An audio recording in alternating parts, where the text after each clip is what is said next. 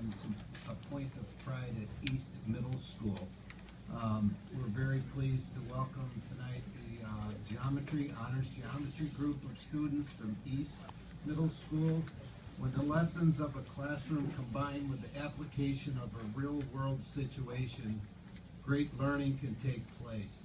Last month, our honors geometry students at East Middle School were able to tackle a hands-on project that provided excellent relevance to the classroom curriculum. Just as we are discussing thoughtfully planning the design of a new middle school on Cherry Hill in Canton, these students were tasked with designing one of their own as well. Eduardo Blanco from TMP, the architect that the board is working with, and engineers, spoke to these students about design, geometry, computer-assisted design, and other topics which provided a professional perspective to this assignment. Tonight, Mrs. Stephanie Kiles is here, their instructor, and she has students with her from East, and they would like to present some of their designs and share their experiences with us, and please welcome them.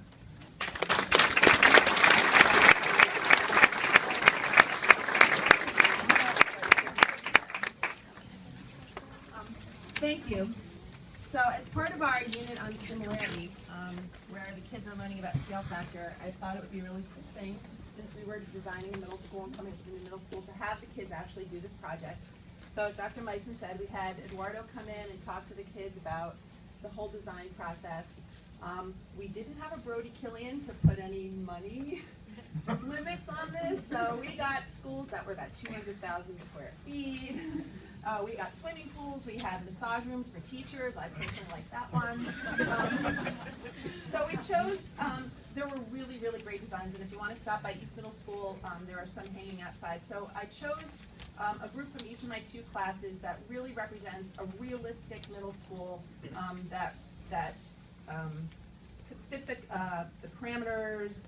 And so without further ado, I will let them speak. So first up, we'll go with, it's Crystal Liu, Claudia Chen, and Annie Ning, and then after that we'll have Kurt Farber, Ryan Triolet, and Sarah Gendron present theirs.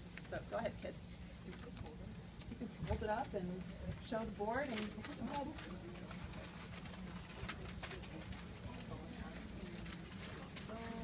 Move up.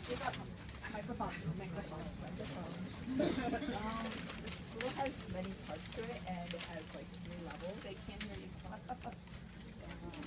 Closer to the mic. Yeah, there you go. So we make it kind of hard to see. But so this is like the ground floor, and you would enter from here, and then pretty much here, right. Just look at the entrance. So you would enter right here, and for convenience, like the office is basically right in front of it, so you don't get lost. And then over here is like the wings for like the educational parts, like social studies wing is here, science wing is here, math, ELA, and then there's a connector between social studies and ELA to make walking around easier. And then the media center is like between the social studies and ELA wing. So, and it's basically in the center of all the wings, so it's really easy to access. And there's like, since most of the students would spend basically like 4/6 of their time around here, there's huge bathrooms here, and instead of having them scattered throughout, and they would be really crowded, and like if there were tiny ones here. Oh, and so we had a problem at East where the band and the choir rooms shared a wall, so we could hear the band warming up in the choir room. So what we did to fix that was we put the bathrooms in between. So then band and choir don't need to hear each other, and the bathrooms can be soothing. Designing with a purpose, that's great. So we made our hallway the middle and super big, so because when it's lunchtime there would be a lot of students, so we need to make it extra wide so it would be crowded. And then over here is the gym. It has locker rooms and bathrooms.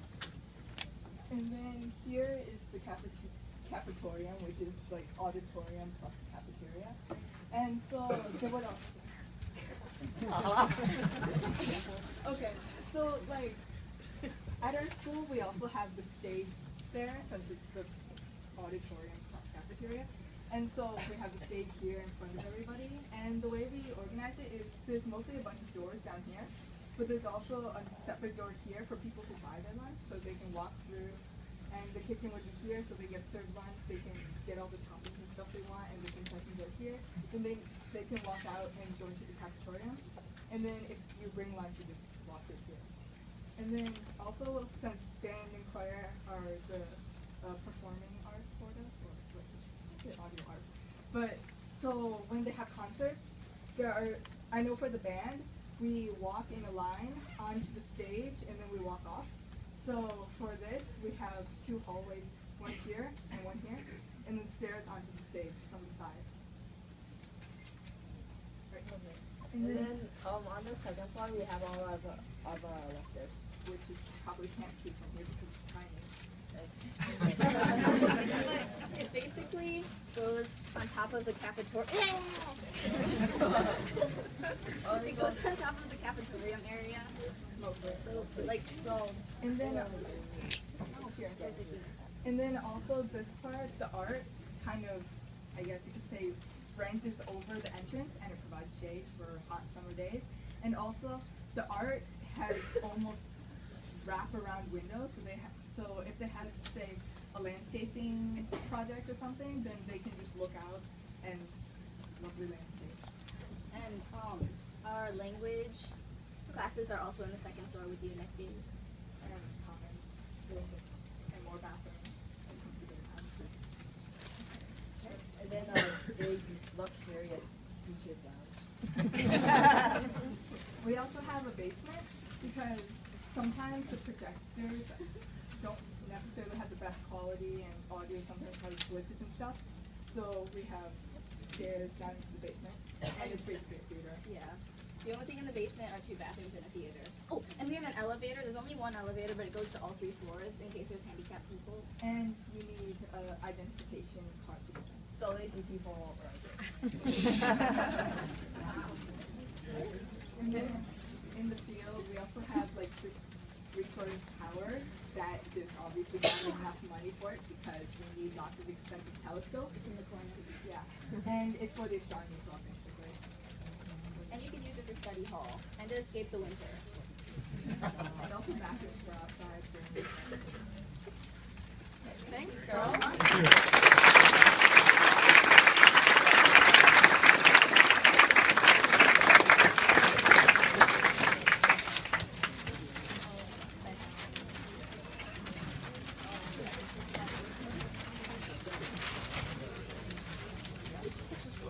Please introduce yourselves also. Hello, I'm Ryan Triolet. I'm Sarah. And I'm Kurt. So our school, we took a lot of different ideas from East Middle School and where there's problems with the facility and how we could improve upon those. For example, I know a lot of classrooms for different grades are not even in the same areas of the school. So one item that we focused on was putting the classrooms for each grade very close together. So on our first floor, we have our 6th grade classrooms. So it's just one block, a wing just for 6th grade classrooms, and the wing right next to it. So it's a quick walk to it. We have our like foreign languages, our art, or our elective classes.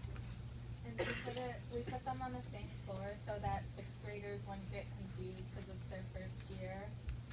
And so that's our 2 wings, and they're each 2 stories. And so on top of the 6th grade wing, there's the 7th grade classes, and on top of the electives, there's the 8th grade classes. And then in the center of our school, we have larger classrooms, and so we have the auditorium, which is separate from our cafeteria, and we have the auditorium right near the front entrance of the school, that's in the parking lot, because when there's band concerts or choir concerts, it's easy for parents to get to that. And then we also have the library there. We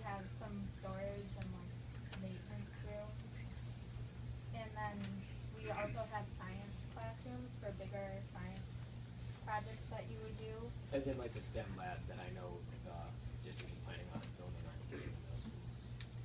And then we have conference rooms and meeting rooms because I know for things like NJHS, sometimes the group can't find a big enough place to meet. And then we also have the teacher's lounge there and a boiler room, which we don't really know what that does. But there's one in every school.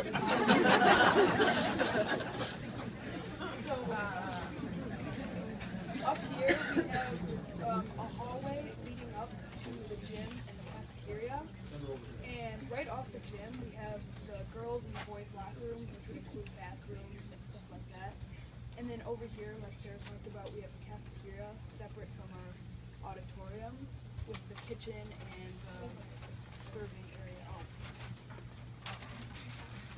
So in the kitchen area, we have 2 lines on either side of it so that students can get in and get their food more quickly and stuff. And then also something we forgot to mention is on each floor of the wings, there's a girls' and a boys' bathroom and a janitor's closet for janitors.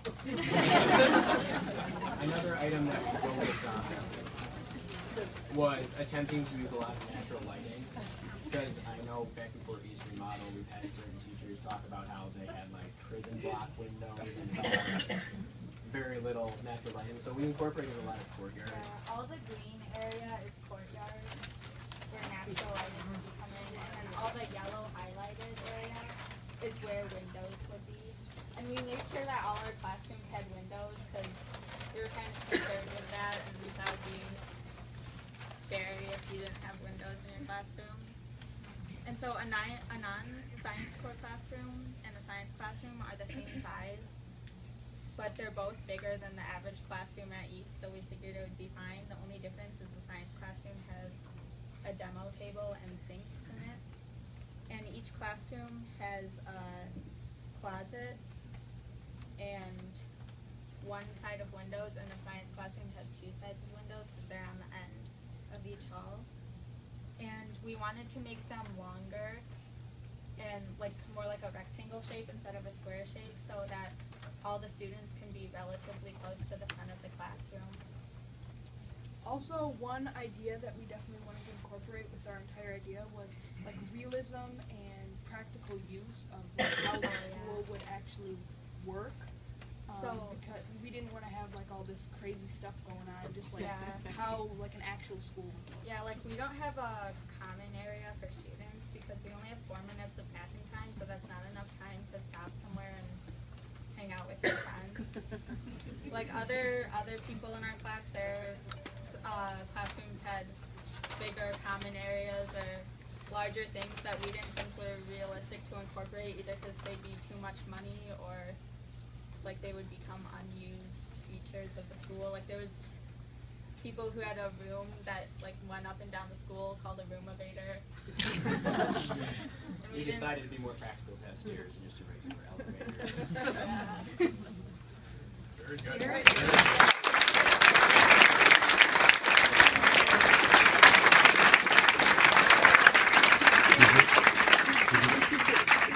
We would really like to commend you on your great insights. I mean, who knows how to design a school better than a student in the school?